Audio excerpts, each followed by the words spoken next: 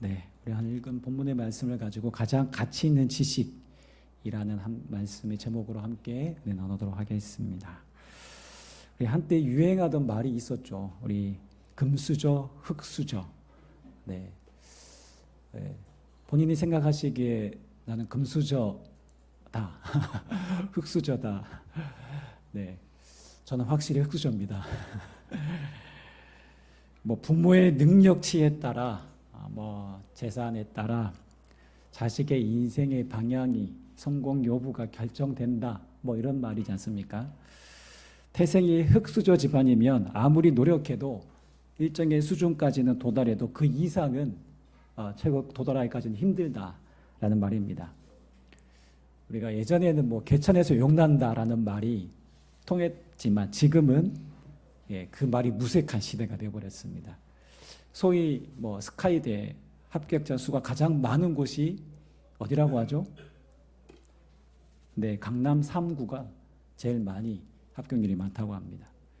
네, 금수저 집안에서 태어나 어릴 때부터 뭐 영어 유치원 다니고 최고의 과외 선생님 밑에서 하사를 받고 명문중학교, 명문고등학교를 다니며 철저하게 엄마의 정보력에 의해서 치밀하게 준비한 학생들과 소위 흙수저로 태어나 지방에서 공부 꽤 한다고 해도 강남 3구의 그 금수저 학생들과의 학력 격차는 엄청나다고 합니다. 네. 금수저, 흙수저가 괜한 말이 아니라 이제 현실이죠. 네. 또 한때 유행했던 말 중에 엄친아, 엄친딸입니다. 금수저인 엄마 친구 아들입니다. 네. 재력 있는 부모 밑에서 배우고 싶은 공부, 밑에서 배우고 싶은 공부는 다 이렇게 또 배우고 지원받고 자란 데다가 거기에 이제 인물도 좋고 성격도 좋고 공부는 뭐 거의 탑을 놓치지 않습니다. 이렇게 공부면 공부, 운동이면 운동, 뭐 예능이면 예능, 모든 것에 최선을 다하고 두각을 보입니다. 모자람이 없는 완벽한 아들, 네, 이런 아들 두고 싶죠. 바로 엄친아, 엄친딸이라고 불립니다. 이렇게 뭐 주변의 그 엄마들에게 있어서 부러움을 사게 하는 학생이 바로 이 엄친아이죠. 네, 태생뿐만 아니라 최선을 다해서 자기 인생을 향해 자기 가진 자원을 최대한 발휘해서 결과물을 만들어내는 사람을 일컬어 그렇게 말합니다. 자, 오늘 바울의 그 과거의 이력이 쭉 나오지 않습니까? 바울은 당시 유대인들의 기준에 보면 오늘 제가 말씀드린 것처럼 금수저에다가 그리고 엄친아였습니다. 네. 더욱이 유대 사회에 있어서 어떤 율법의 기준으로 봤을 때 뭐 하나 빠지는 구석이 하나 없는 그저 완벽에 가까운 사람이라 할 수 있는 사람이 바로 사도 바울이었습니다. 지난주에 말씀드린 것처럼 빌립보 교회 내에 믿는 자들을 유혹하는 율법주의자들이 있었습니다. 예수를 믿는 것으로는 부족해. 할 일을 받아야 돼. 율법을 지켜야 된다는 것을 강조하고 율법을 통해서 완전한 구원이 이루어진다라는 말로 교묘하게 미혹했던 자들입니다. 바울이 이 소식을 전해 들으면서 비록 감옥에 있었지만 이 복음의 진리가 왜곡되는 것을 매우 염려하면서 개들을 삼가고 행악하는 자들을 삼가고 할 일을 주장한 이들을 조심하라고 강력하게 촉구하는 것을 우리가 지난주에 함께 살펴보았습니다. 그러면서 오늘 과거 자신의 이력을 쭉 이제 열거합니다. 여러분 이력서에 이렇게 이력서 한 번씩 다 써보신 적이 있으시죠? 네, 어느 학력이 어떻고 내가 가진 스펙이 어떻고 자격증이 뭐고 여러 가지 자세하게 쓰지 않습니까? 그래야 나를 뽑아주잖아요. 네, 근데 사도 바울은 소위 넘사벽입니다. 넘사벽. 네, 지금으로 하면 최고의 엘리트 코스를 밟았습니다. 율법으로는 육신으로는 즉 과거 율법의 기준 그 조건으로 봤을 때 나는 둘째가라면 서로 정도로 자랑할 것이 나는 누구보다 많은 사람이다. 그렇게 본인을 소개하고 있는데 5절 6절 말씀입니다. 우리 함께 다시 한번 읽어보겠습니다. 시작. 나는 8일 만에 할례를 받고 이스라엘 족속이요 베냐민 지파요 히브린 중에 히브린이요 율법으로는 바리새인이요 열심으로는 교회를 박해하고 율법의 의로는 흠이 없는 자라. 네. 그래서 바울이 8일 만에 할례를 받았다는 것은 태생적으로 이방인의 피가 하나도 섞이지 않는 정통 유대인이라는 말입니다. 그래서 다른 유대인들에 비해서 가지고 있는 기본적인 우월감이 있습니다. 그리고 이스라엘 족속이요 베냐민 지파라고 말합니다. 베냐민 지파는요 이스라엘에서 아주 중요한 역할을 했던 그런 자랑스러운 지파였는데요. 이스라엘의 초대 왕인 사울이 바로 이 베냐민 지파 출신이죠. 여러분 바울의 회심전의 이름이 사울입니다. 사울 왕과 이름이 같습니다. 그래서 우리 아이들은 그 사울이 이 사울인지 막 헷갈리기도 한데 아마도 베냐민 지파 출신인 그의 부모가 그의 이름을 초대왕의 이름을 본따서 사울이라고 지었던 것 같습니다. 우리가 흔히 아이들 보면 요한이라는 이름이 가끔 있지 않습니까? 바울이라는 이름도 내 친구 중에 바울이라는 이름도 있고 다윗도 있습니다. 뭐 이렇게 해서 성경에 이 이름을 짓고자 하는 부모의 바람은 뭘까요? 우리 애가 그런 인물이 되고 싶은 거예요. 그렇게 이렇게 멋지고 훌륭한 사람이 되고 싶은 거예요. 자, 왜 사울이라고 지었을까요? 부모가. 네, 추측해 보기로는 한마디로 우리 가문이 왕족 가문이다. 그런 혈통이다라는 그런 자부심을 갖고 살아라라는 의미로 짓지 않았을까요? 네, 지금이야 뭐 우리가 뭐 그렇게 우리가 뭐 따지지는 않지만 예전에는 이시성을 가진 분들이 어깨에 힘 좀 주고 이렇게 살았습니다. 네. 뭐 대조 이성계 나는 왕족 집안 출신이야 뭐 이런 거죠. 네. 베냐민 지파에서 태어났다는 것이 바로 나는 왕족 출신이다라고 그렇게 말하는 것과 같습니다. 그리고 바울은 히브리인 중에 히브리인이었습니다. 여기서 히브리인 중에 히브리인이다라는 말은 나는 히브리어를 어릴 때부터 태생적으로 나는 히브리어를 배웠고 히브리어를 할 줄 안다라는 뜻입니다. 바울 당시의 유대인들은 크게 히브리 유대인과 디아스포라 유대인으로 그렇게 둘로 나뉘어져 있었습니다. 히브리 유대인은요, 히브리어를 유창하게 할 줄 아는 유대인이고 디아스포라 유대인은 어떻습니까? 그러니까 소위 말하면 이민 2세, 뭐 3세라고 보시면 됩니다. 얼굴은 똑같이 생겼는데 보면 말이 혀가 막 굴러갑니다. 그런 것처럼 외국에서 태어나 살았기 때문에 히브리어를 못하고 다른 외국어를 했던 유대인입니다. 바울은 어디 출신이죠? 길리기아 다소에서 태어났지만 어릴 때부터 예루살렘에서 공부를 해서 히브리어로 유창하게 하는 히브리인 중에 히브리인이었습니다. 자, 근데 보시면 그의 자랑은요, 여기서 그치지 않습니다. 그럼 율법으로는 뭐라고요? 율법으로는 바리새인이었습니다. 바리새인은 율법에 정통한 아주 경건한 유대인으로 사람들에게 존경을 받던 그런 그룹이었습니다. 바리새인은 율법을 그저 잘 알 뿐만 아니라 더 나아가 그것을 자기 목숨처럼 지켰기 때문에 사람들에게 인정받았습니다. 여러분, 아는 것을 그대로 실천하는 사람을 보면 어떤 생각이 듭니까? 무서워요? 존경스럽잖아요. 대단한 사람이구나. 이 사람 진짜 내가 인정해 라고 하잖아요. 그 당시는 하나님의 어떤 그 믿는 신앙의 기준이 뭐예요? 율법을 지키는 거였습니다. 그럼 그때 신앙 좋다라는 기준은 율법을 제대로 지키는가가 하나님을 믿는 기준이었어요. 그럼 바울은 바로 이 바리새인들은 율법에 있어서는 사람들에게 인정받는 그런 사람들이었죠. 특히 바리새인 중에서도 최고의 바리새인이 바로 이 사도 바울이었습니다. 그래서 다른 서신서에 보면 그렇게 되어 있죠. 당시 최고의 랍비였던 이 자기 소개를 가말리엘의 수하생이다라고 얘기합니다. 가말리엘은 최고의 당시의 율법 학자였습니다. 당시 바리새인의 숫자가요 5천 명에서 한 6천 명 가량 된다고 합니다. 예, 꽤 뭐 유대 사람들 인구로 볼 때는 뭐 적은 인원은 아닙니다.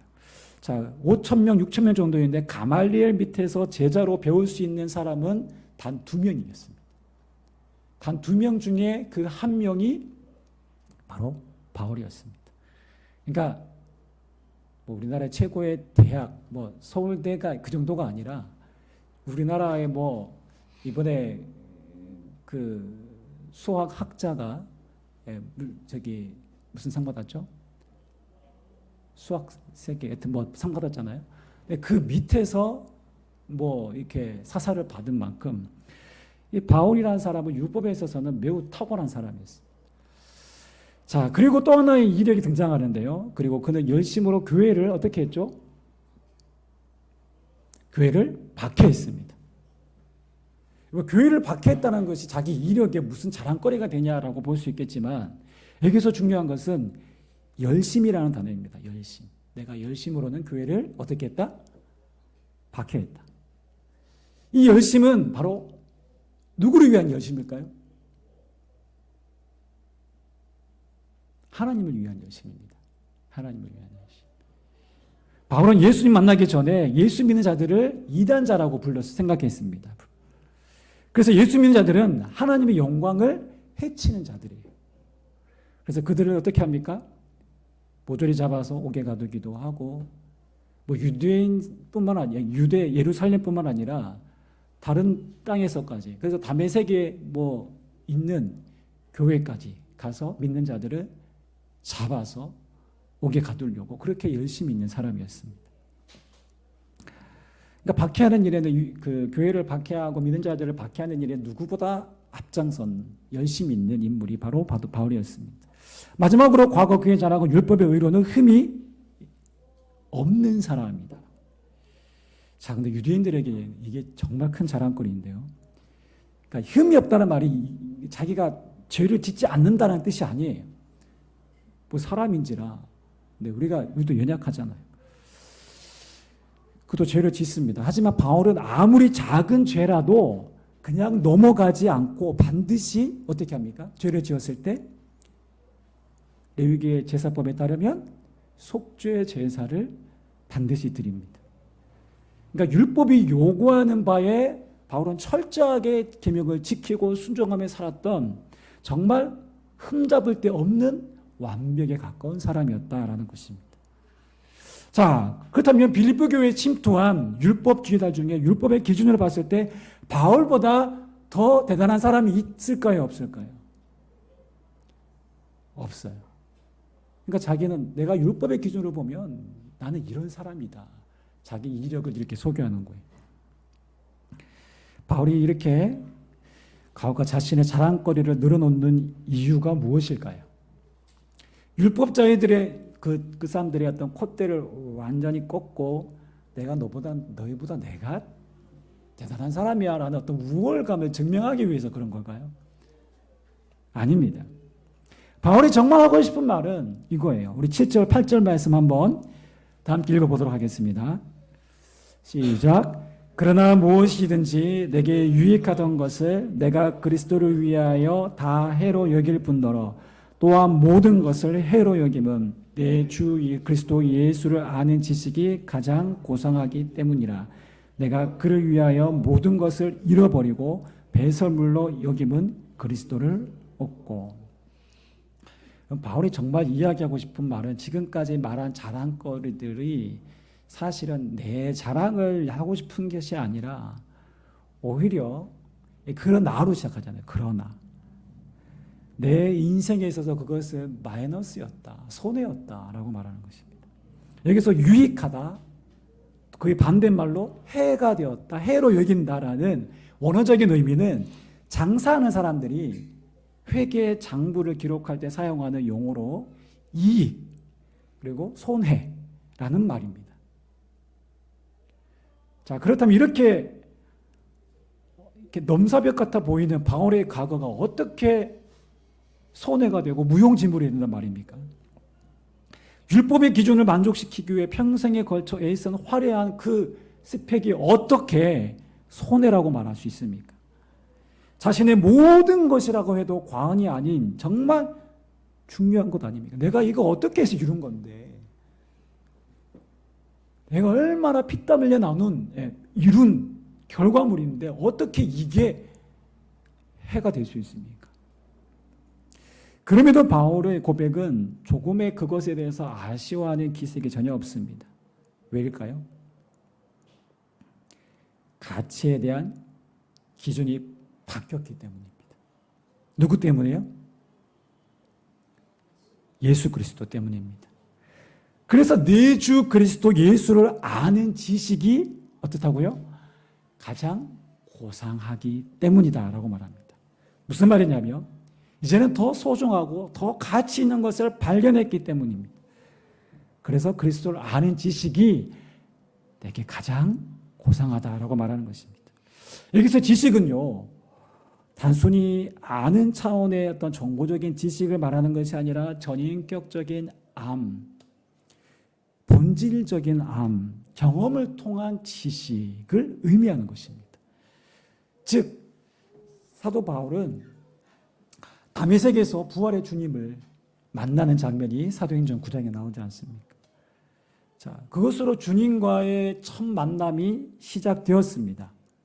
그럼 부활의 주님을 만나고 보니까 그 빛 가운데 만나고 보니 내가 지금껏 알고 믿었던, 내가 전부라고 여겼던 그 중요한 율법의 지식과 가치들은 뭐였을까요?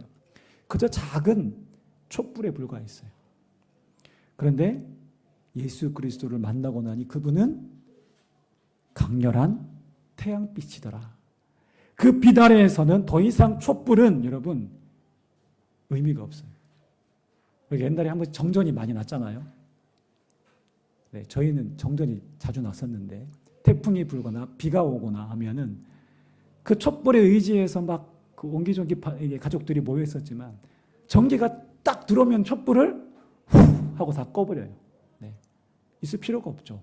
굳이 촛불을 피울 이유가 없죠. 전등불이 있는데. 전등불과 비교할 수 없는 강렬한 그 태양 아래에서 우리가 그 빛이 비치니 그저 촛불은 의미가 없는 것입니다. 예수를 만나기 전까지는 율법이 마치 그의 인생의 생명과도 같고 전부였어요. 그러나 예수 그리스도를 만나고 보니 그 이전에 내가 지키려 했던 모든 것은 작은 촛불에 불과했다는 것입니다. 바울이 부활의 주님을 경험한 것이 사실은 이례적 사건이지만 이 강렬한 만남을 통해 바울은 왜 예수를 아는 지식이 가장 고상하게 지식인지를, 왜 그분이야말로 자신이 지금껏 가지고 성취한 그 모든 것보다 더 가치 있는 분인지를 그는 발견하게 되었습니다.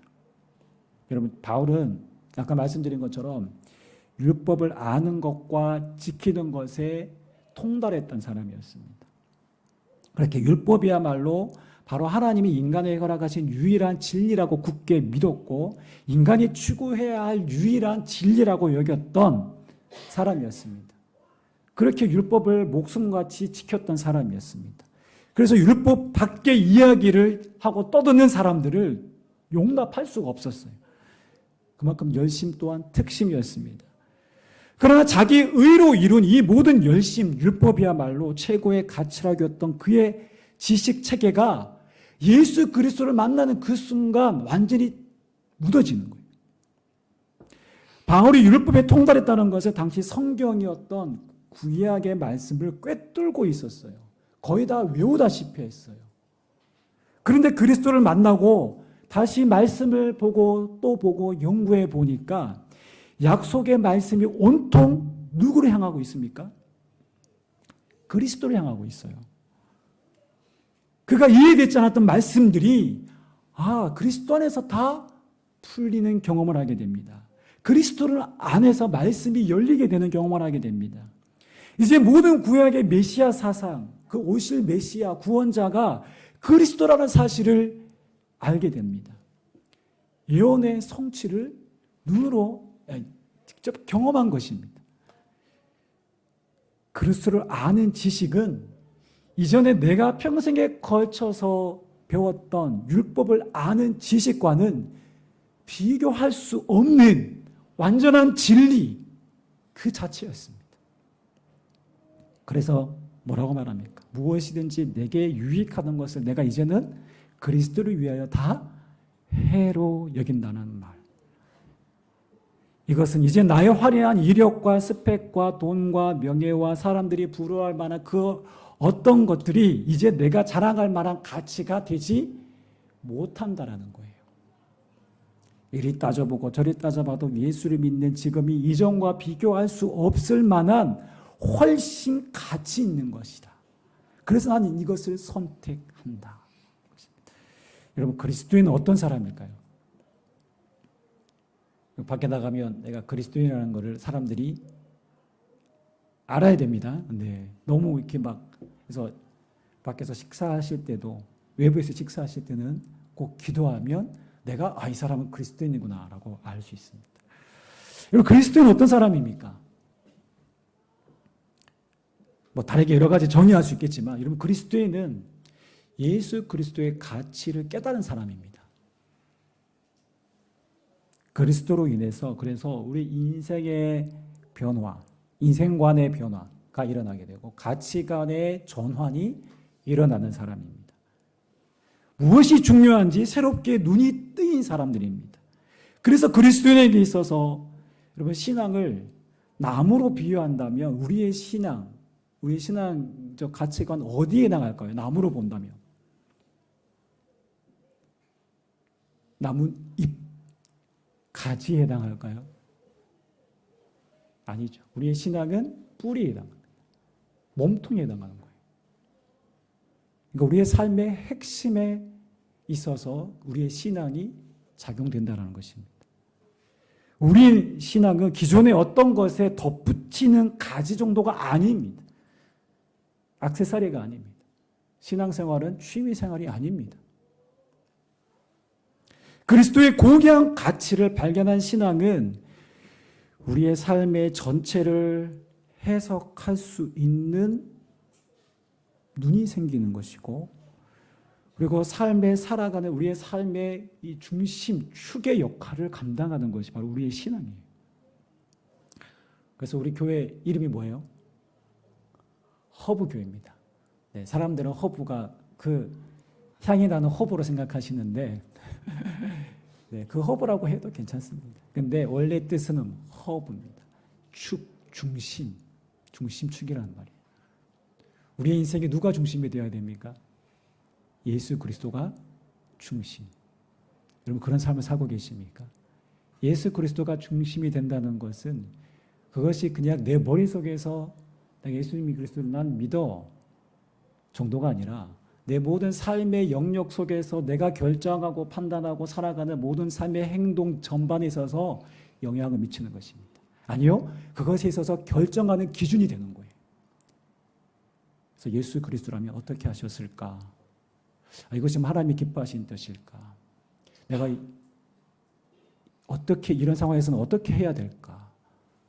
내 뜻이 아니라 하나님의 뜻을 묻게 되고 그리스도가 보여주신 그 모범의 삶을 우리가 따라 살아가게 돼요. 그것이 우리 삶의 기준이 되는 것이죠. 그래서 그리스도인의 삶은 가치관의 변화가 일어나는 것이어서 뿌리로부터 시작되는 우리 존재의 중심, 마음의 근본적인 변화를 일으키게 한다는 것입니다. 그래서 우리가 잘 아는 고린도후서 5장 17절 말씀이 뭐라고 하고 있습니까? 그런즉 누구든지 그리스도 안에 있으면 새로운 피조물이라. 우리 인생에 있어서 가치관이 완전히 뒤바뀐 존재라는 것입니다. 이전 것은 지나갔으니 보라 새 것이 되었도다. 그래서 그리스도인이 되었다라는 것, 성도가 되었다라는 것은 그저 우리가 교회에 출석하면서 종교적인 행위나 의무를 다하고 있다는 것으로 그리스도인이 되었다는 것이 아니라 본질적인 변화, 가치관의 변화가 일어났다라는 것이 바로 그리스도인이 되었다라는 것입니다. 그리스도인이 되면 어떤 점에서 가치관의 변화가 일어날까요? 오늘 본문에서 바울이 말하고 있는 것은 바로 그 새로운 시각으로 자기 자신을 보게 되었다는 것입니다. 바울의 일어난 변화된 그 가치관이 무엇입니까? 그리스도를 만나기 전에 최고의 그의 스펙, 그의 이력, 그의 자랑거리, 누군가에게 어깨에 힘줄 만한 그런 모든 것들을, 그 자랑거리들을 예수 그리스도를 만난 이후에는 어떻게 했다고요? 해로 여길 뿐더러 모든 것을 어떻게 해요? 배설물로 여겼다고 합니다. 배설물. 이 배설물은 뭐 다른 번역에서는 쓰레기로 여겼다라고도 얘기도 합니다. 그러니까 즉 쓸모없는, 가치 없는 것으로 여겼다라는 것입니다. 전에는 그토록 가치 있고 그토록 자랑스러웠고 나의 존재됨을 증명해 주는 것이었는데, 이제 보니 내가 예수 그리스도를 내 삶의 주인으로 고백하고 내 삶의 중심으로 모시고 그분의 가치를 내가 알고 보니 부끄러운 거예요. 남들보다 훨씬 나은 줄 알았는데 이제 보니 나는, 바울이 디모데전서 1장 15절에 나는 죄인 중에 뭐라고 얘기합니까? 괴수라고 합니다. 괴수.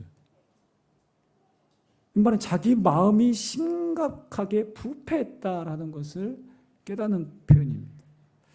바울은 누구보다 율법의 기준으로 완벽한 의로운 사람이었어요. 그러니까 죄가 거의 나는 죄하고는 거리가 먼 사람이다라고 생각했습니다. 지금으로 말하면 그럴까요? 누구보다 도덕적이고 윤리적인 사람이었습니다. 정말 털어도 먼지 하나 나오지 않을 만큼 그런 사람이었습니다. 그런데 그리스도를 알고 나니 뭐가 보여요?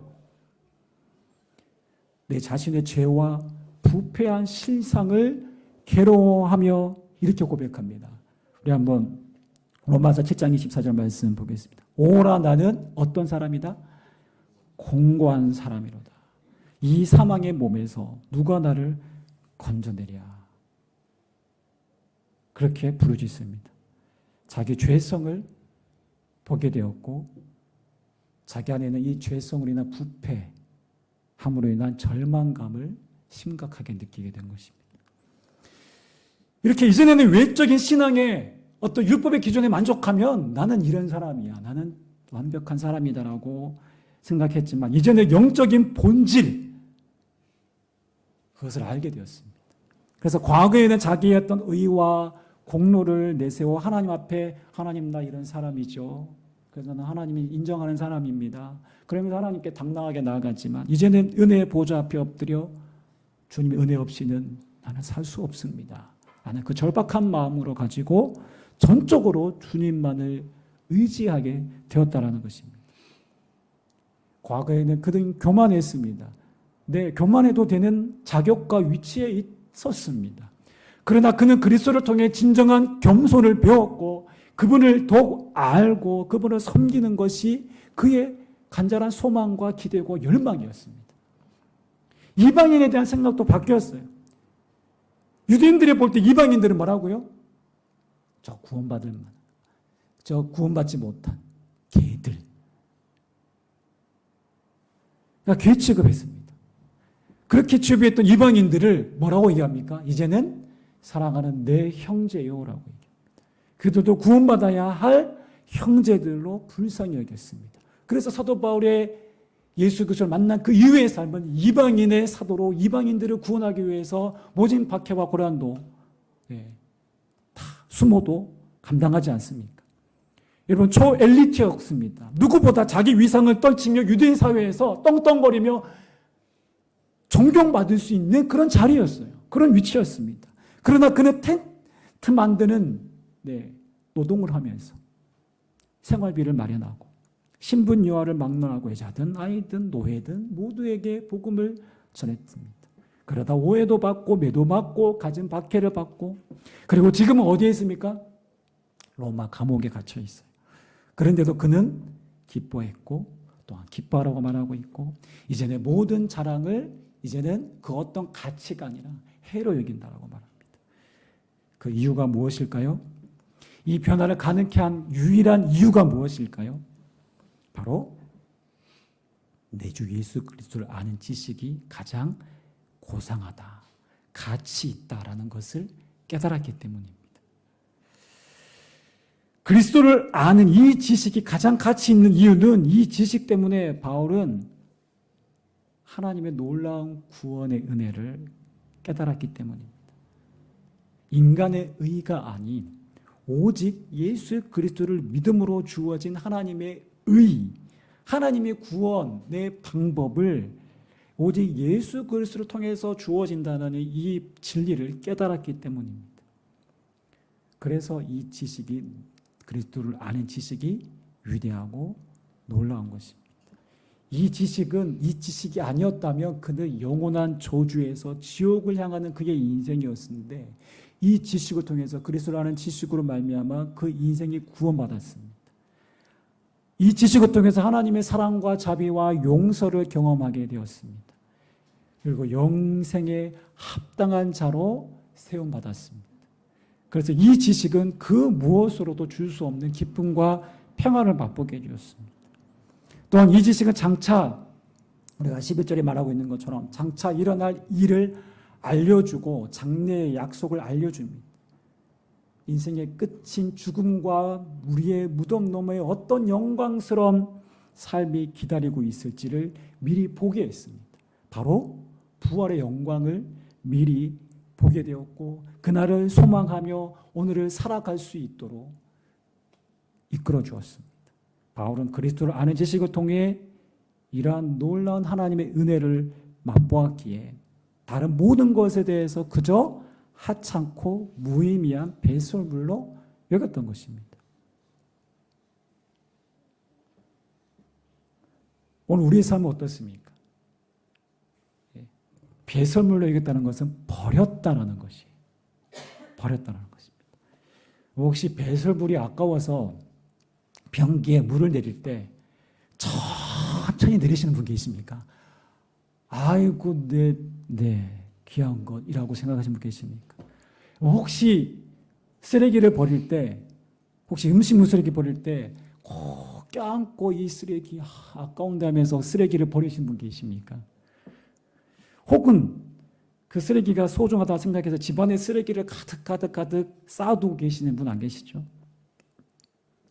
여러분, 쓰레기를 버리지 않는 상태에서 집안이 깨끗해질 수가 없습니다. 버려야 합니다. 예수 그리스도를 내 삶의 중심에 모시기 위해서는 내가 자랑하는 것들을 버려야 합니다. 여러분, 내 안의 중심에 있는 것들을 상식적으로 이것이 내려놔야, 이것이 버려져야 중심에 들어올 수 있는 것 아닙니까? 네. 이것은 매우 자연스러운 것입니다. 이것이 내가 버려야 더 중요한, 더 가치 있는 것이 내 삶의 중심에 들어올 수 있는 것입니다. 오늘 내 삶은 어떻습니까? 정말 예수 그리스도가 내 삶의 중심이십니까? 내 주 그리스도를 아는 지식으로 내 삶의 가치관이 바뀌었습니까?